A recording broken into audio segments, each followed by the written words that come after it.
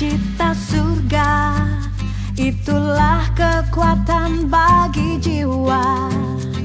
Ku dapat rasakan kasihnya di tengah badai yang bergelora.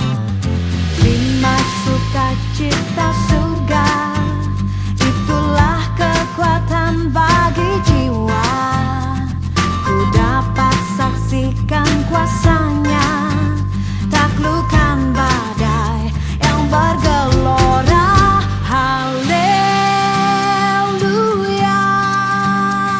kau ada dalam hatiku, takkan patah semangatku, takkan hilang kekuatanku.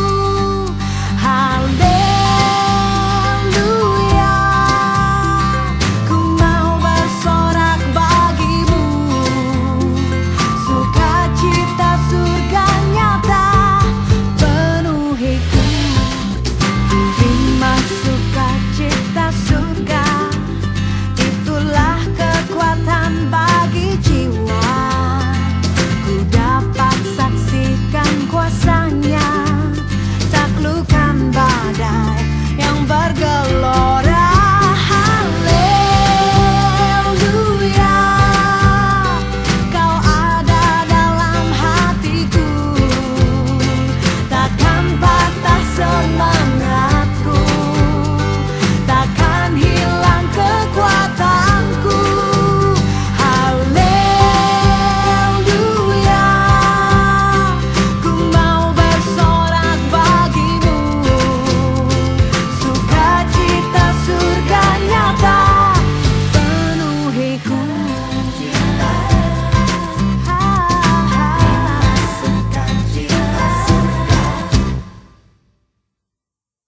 Shalom ibu-ibu yang dikasihi Tuhan, apa kabarnya petang hari ini? Saya percaya ibu-ibu semua dalam kondisi sehat dan berbahagia bersama keluarga. Ketemu lagi petang hari ini untuk bersama-sama belajar firman Tuhan, sebab saat-saat seperti ini yang kita butuhkan adalah kedekatan kita dengan Tuhan. Tapi sebelum itu mari kita berdoa supaya kita semua mendapat berkat dari firman Tuhan. Terima kasih Tuhan Yesus, petang hari ini kami bersyukur kepadamu karena Engkau sungguh sangat amat baik. Kalau sampai hari ini kami dapat menikmati kebahagiaan dan mendengarkan renungan firman Tuhan, semua karena anugerah-Mu, semua karena kebaikan-Mu, semua karena kasih setiamu dalam kehidupan kami. Untuk itu kami bersyukur kepadamu ya Tuhan. Terima kasih Bapa di surga. Kami mengucap syukur tentang hari ini. Biar Engkau siapkan setiap hati ibu-ibu untuk mendengar renungan firman Tuhan ini.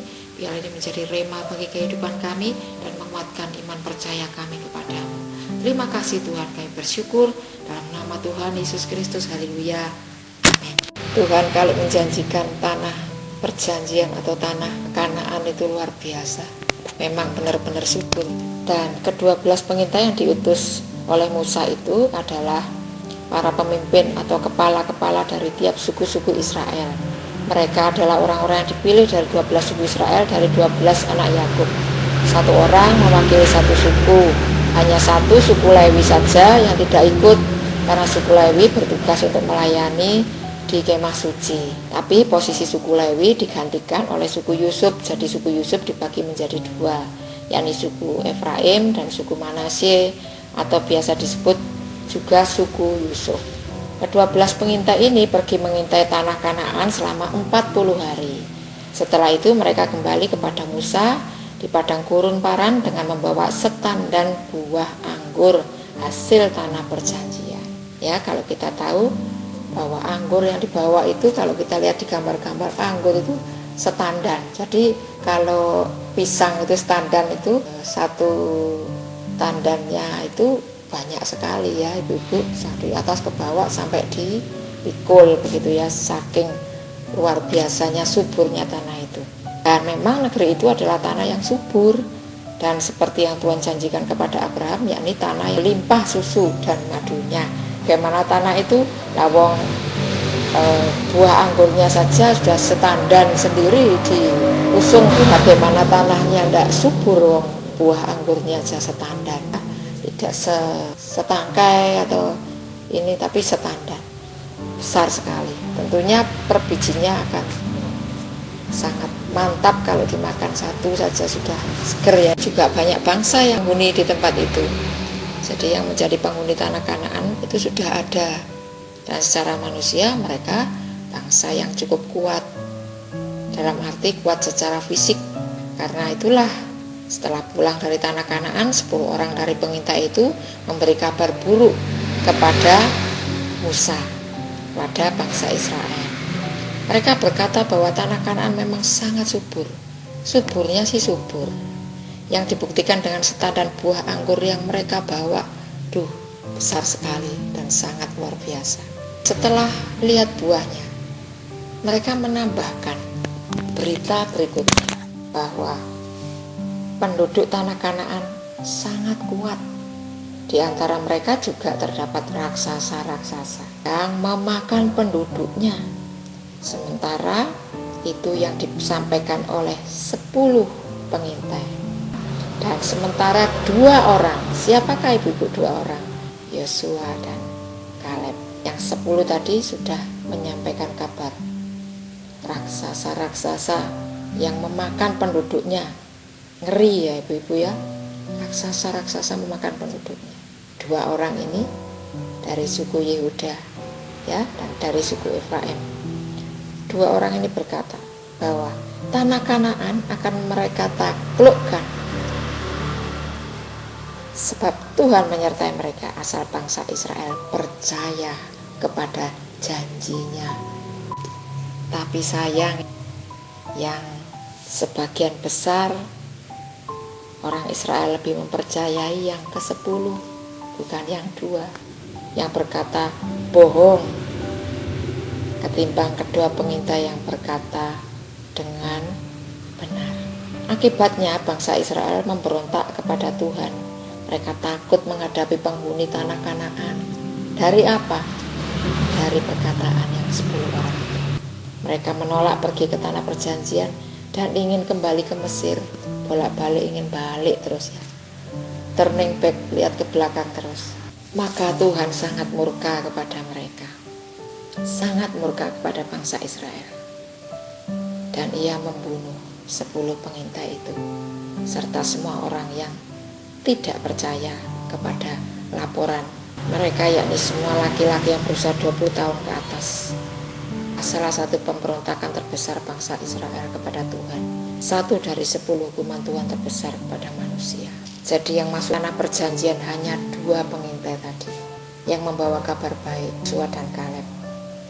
Sebenarnya 10 dari 12 pengintai tanah Kanaan ini, yakni yang memberi kabar buruk, hanya disebut di dalam kisah pengintaian tanah Kanaan. Jadi tidak disebutkan lagi seterusnya. Nah, dia hanya sebagai pengintai dan kemudian tidak disebutkan lagi namanya.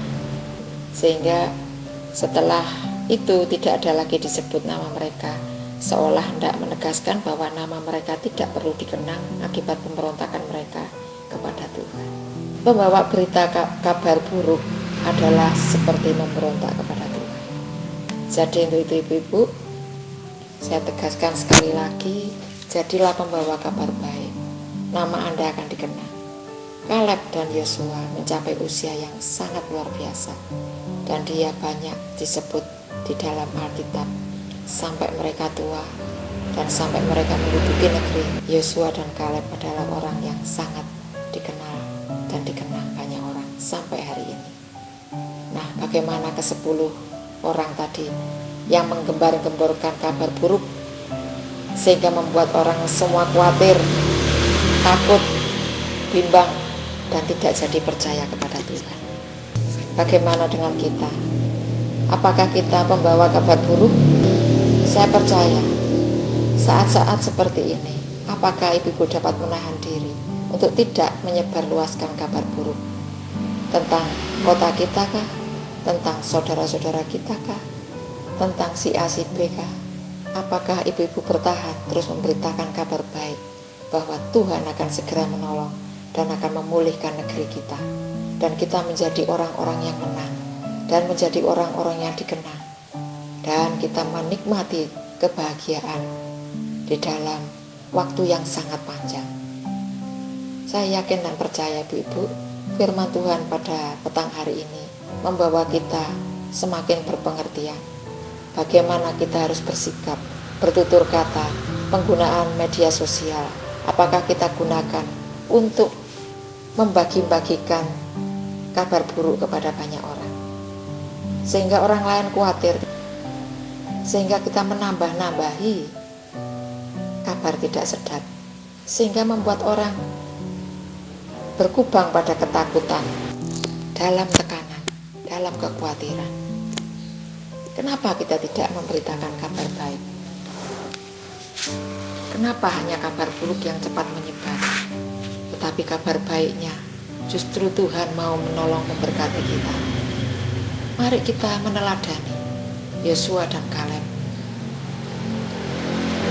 Dia tidak peduli dengan kondisi dan keadaan yang terjadi dan apa yang mereka lihat sekalipun. Tapi mereka justru berfokus kepada Tuhan yang memang memberikan janjinya. Mereka terus berfokus kepada janji Tuhan dan bukan kepada kondisi dan keadaan yang ada saat mereka melihat dengan mata mereka sendiri. Tapi mereka kembali kepada janji Tuhan. Bukankah Tuhan berjanji bahwa Dia akan menyertai? Bukankah Dia berjanji bahwa Dia akan terus berada di tengah-tengah kita dan Dia akan memberikan negeri kita ini pemulihan. Dia akan memberikan kota kita menjadi kota kudus, kota Yesus hadir. Tidakkah kita memegang erat janjinya Tuhan? Apa yang sudah kita ucapkan berkali-kali ketika kita selesai ibadah? Apakah kita terus melihat kenyataan? Jadilah orang-orang yang menang. Oleh keadaan apapun, oleh situasi apapun, biarlah mata rohani kita terus memandang kebaikan Tuhan dan bukan memandang kondisi dan keadaan. Mari tetap semangat. Ingat janji Tuhan. Kota kudus adalah kota Yesus hadir. Tuhan Yesus memberkati kita semua. Shalom.